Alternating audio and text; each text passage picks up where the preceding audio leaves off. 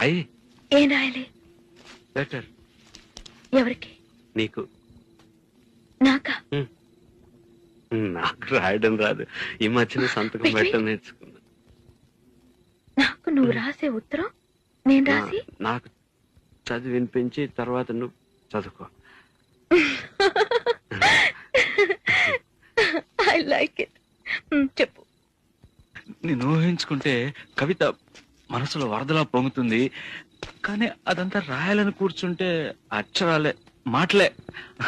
ఊహలన్నీ పాటలే కనుల తోటలో, అదే తొలి కలల కవితలే మాట మాటలో. అదే బ్రహ్మాండం. కవిత కవిత పాడు. కమ్మని ఈ ప్రేమ లేఖనే రాసింది హృదయమే, ప్రియతమా నీ వచట కుశలమా నే నిజట కుశల